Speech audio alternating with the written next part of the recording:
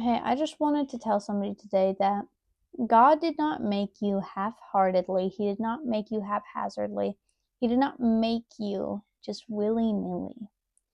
And I know that might sound like silly wording to use, but let me explain.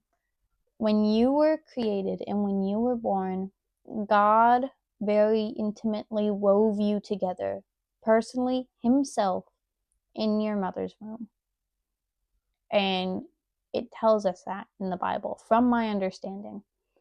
And so when you are sitting there and you are beating down on yourself because of how you are as a person, and because of your personality that you might not like, that you feel like is weird, that you feel like doesn't exactly fit in with other people, know that when God was weaving you together in your mom's womb, He made you that way. And He did it intentionally, and He did it for a reason. He didn't do it just to make you a black sheep. We are called to be holy and set apart and different. And another thing is that He made you with a specific place in your heart for Him. Humans, as just beings, as the beings that we are, we want worship. We want something to look towards. We want something to worship and praise. And God takes that spot in our lives. There is a reason why we are like that, and a reason why He created us like that. Not just coincidence, not just science, because science doesn't disprove God, but rather it proves the existence of God, in my opinion. This isn't about me, and it's not about you. With whatever things that God has put you up to, and whatever tasks He has and calling that He has for your life, it is not about you and how good you think you are for the job, how well you think you fit the job, how well you think you do in that calling. Because if He called you there for a reason, it was for a reason, not just because, well, I don't really know where else to put you, so I'm just going to shove you in this one category and hope you do good. He is not that type of God. He never has been, and He never will be. He does everything with such intentionality and such purpose that we will never fully understand, which is why we just need to trust Him. Trust the way that He made you. Trust the life He has given you to build you. Trust the personality and the character He has built within you. Trust the character and the personality that He is currently building within you. Trust what God is doing in your life.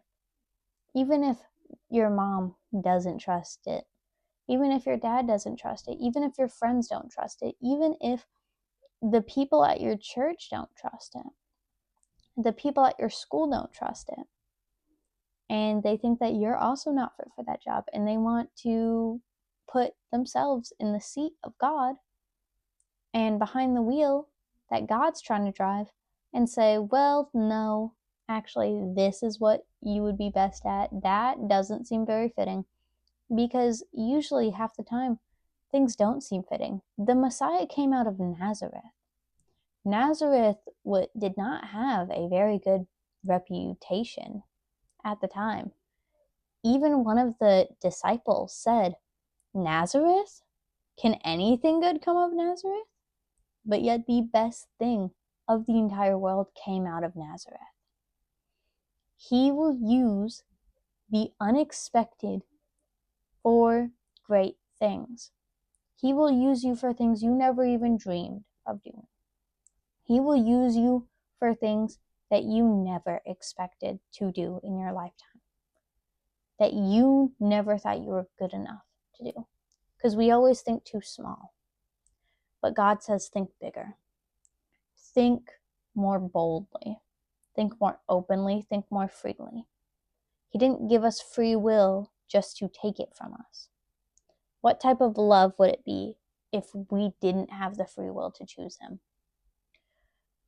What kind of God would decide to give us no free will whatsoever? We have the free will to go and to put ourselves in a box and to say, no, I have to do this because this is what everyone says I have to do. Or I have to be this certain type of way. I have to go do this job because that's what my parents expect. That's what I'm feeling right now, is that somebody watching this is heavily, their parents expect something from them. And they expect a certain type of lifestyle, and they expect a certain type of career path. And that's not what God's calling you to. And to anyone who that is what God's calling you to, then all the love to you. But there is somebody watching this that I truly feel God's not calling you to that place. And if this specific part is for you, then you're going to know it in your heart. You're going to know where God's really been nudging you. And I might not know your life or where that is, but trust God in that. Trust where He is taking you to. Because He made you the way that He made you for a specific reason. And He made us so that we can make waves in whatever He decided to place us in. So when we trust Him, when we walk into that, we make waves and we terrify the enemy.